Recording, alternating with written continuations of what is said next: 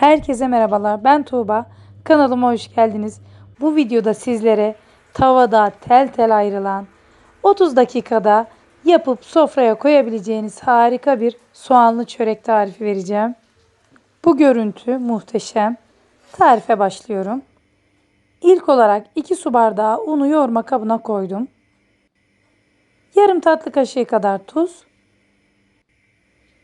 Ortasına havuz yapıyorum. Ve su. Malzemelerimiz sadece bu kadar. Hamurunda un, tuz ve su. Bu kadar basit ve kolay. Yani çok ucuz ve iyi bir tarif. Tam 130 mililitre su kullandım. Hamurum tam bu şekilde olacak. Ne çok yumuşak ne çok sert. Hamurumu şimdi 2 eşit parçaya bölüyorum. Bezelerimi yuvarladım. Ve şimdi 40 gram erittiğim tereyağının üzerine 20 mililitre sıvı yağ ekledim. Bezelerimi böyle avuç içi kadar büyüteceğim.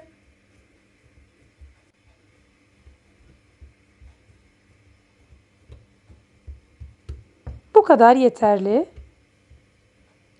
İkinci hamurumu da yapıyorum. Ve şimdi bezelerimin her yerini güzelce yağlayacağım. Bolca yağ sürüyorum yani.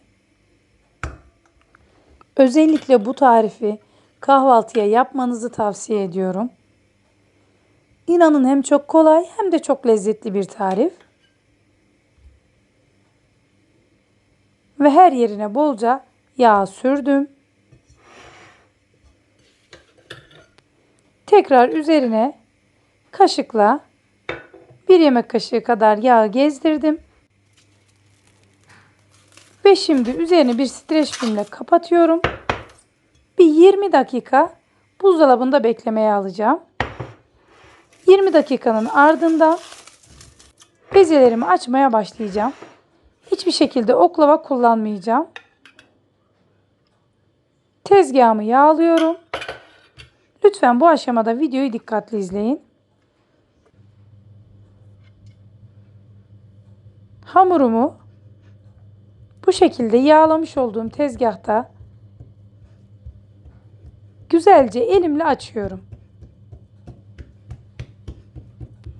Videolarımı beğeniyorsanız lütfen kanalıma abone olmayı unutmayın. Ve ayrıca sizden gelen yorumları da her zaman bekliyorum. Yine kenarlarından hamuru asılarak hamuru büyütebildiğim kadar büyütüyorum. Bu kadar yeterli. Ve şimdi ince ince doğradığım biraz maydanoz ve biraz da yeşil soğan serpiyorum.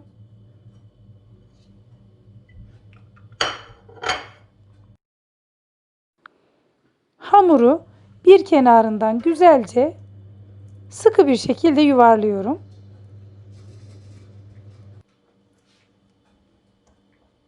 Daha sonra rulo haline getirdim. Ve elimle bu şekilde hamuru iyice yastıtacağım. Ve bu kadar yeterli. Şimdi tavayı ocağa aldım. 1-2 yemek kaşığı kadar tavaya yağ koyuyorum. Tavanın her yerini güzelce yağladım. Ve hazırlamış olduğum çöreğimi tavanın üzerine koyup elimle düzelttim.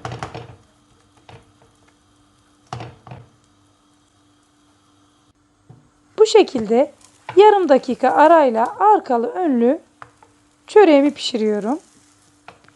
Ocağımı orta sıcaklığa ayarladım ve o şekilde sonuna kadar durdu. Çöreğim yavaş yavaş kızarmaya başladı.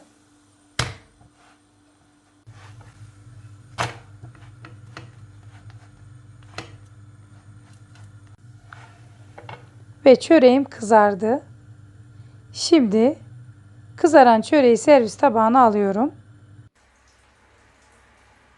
2 adet çöreğim yemeğe hazır. Bu görüntü gerçekten muhteşem. İnanın yemek için sabırsızlanıyorum. Ve bölerek sizlere nasıl tel tel olduğunu göstereceğim. Harika, çok pratik bir şekilde yapabileceğiniz tel tel soğanlı bir çörek tarifi.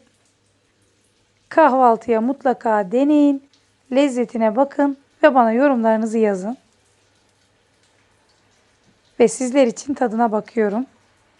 Gerçekten mükemmel olmuş.